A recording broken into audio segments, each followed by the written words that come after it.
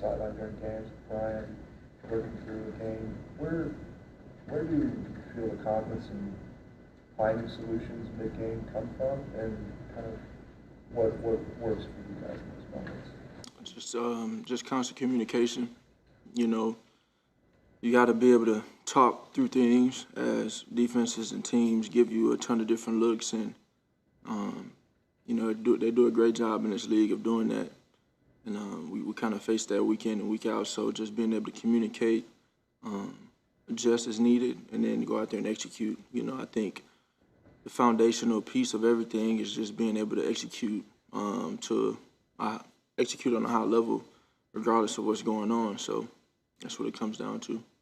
Kevin, when you look at the 49ers front seven, I mean, do they kind of remind you a lot of yours, just like how deep and talented and how they get after the quarterback? They're really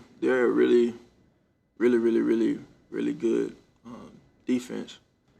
They have great players at every position on that D-line, and I mean, very elite players. You know, so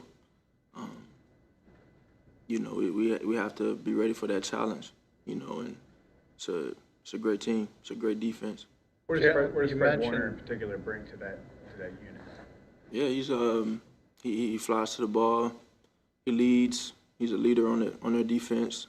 He sets the tone in a ton of different ways just from watching and having competed against him. So, you know, it's a huge challenge for us, and then their defensive backs are playing really well as well. So.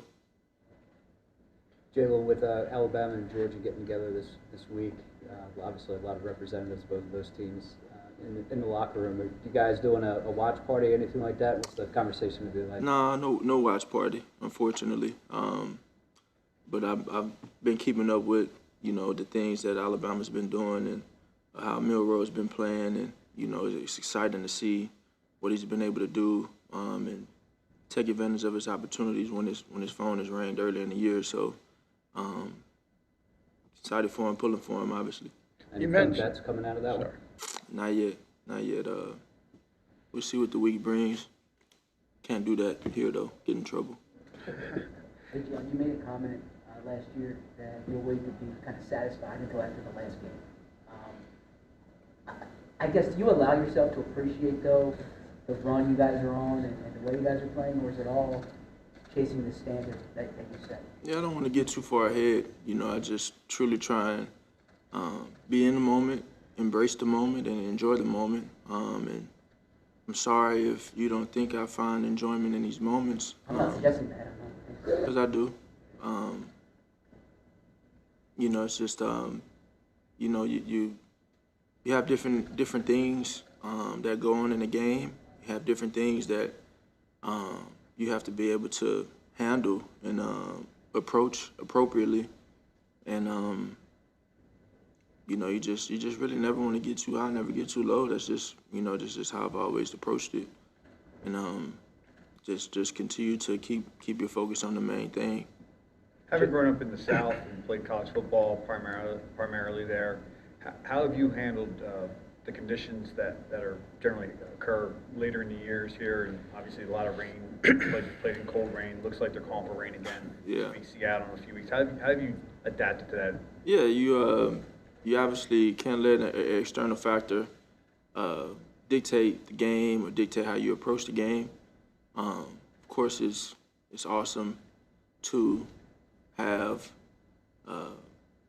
down south in Florida or in Houston or wherever the domes are. You know, those things are obviously convenient for that, but you know, you also want to try and use it as an advantage. You know, it's something that we're able to prepare in and prepare for, and there are a lot of other teams that don't experience those conditions. So when they have to come up here, it's something that they have to deal with. So it's just how you look at it and how you approach it. You mentioned defenses giving you different looks. They do a good job of that. We talked a lot about that early in the season, about teams throwing different things at you guys. What's that been, the evolution of that? 10-1 last year, 10-1 this year. How much different has it been as people attacking you? I think it's just generally speaking, I think it just changes from year to year, you know, and different teams attack you in different ways. They learn, they improve, they change things, and you just got to be ready for everything. You have to be ready for everything, you know, and you have to be so confident in what you're doing and executing the fundamentals of whatever the play is.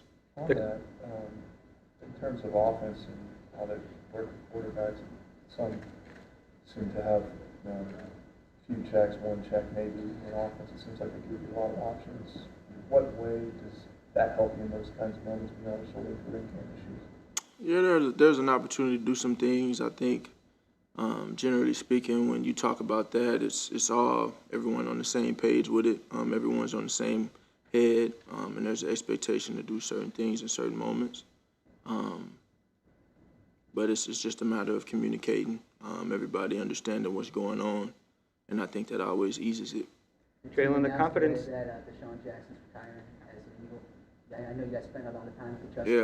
in 2020. What was the relationship like there? Yeah, congrats to him on a great career. I mean, one of a kind in terms of his speed, and watching him growing up, watching him and Vic slang it around, and he was a great player, great receiver, a great specialist with the ball in his hands in different situations, and just being able to be around him and, you know, experience playing with him, throwing to him. He was a different cat. He was a different cat. Jalen, the confidence that you show on the field, first, where does it come from, and then how do you maintain it when things might not be going the way you want? I just try and go out there and play hard, and you know, enjoy the moment, and just execute. I don't really not thinking about anything else. When Jake was hitting his field goal to force overtime, the cameras showed you kind of shaking your head on the sideline. Just curious what was going through your mind at that. Yeah, you know, there's never a lack of confidence in Jake. He got the best right leg in football. He's doing a really good job. I think in that moment it was out of my hands, and so I could only think about the things that I could have done better to that point, because we truly, you know, there's an opportunity for us to go down, and we had some setbacks with false starts, different things that came up, miscommunication,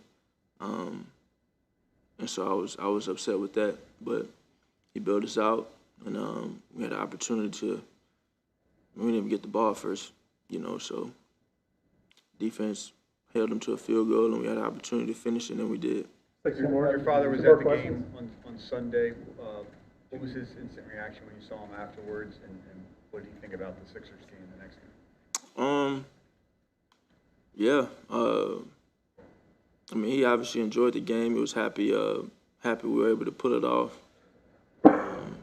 And then just, you know, taking him to, you know, I rarely go, but, you know, I never been able to see LeBron play, never met him.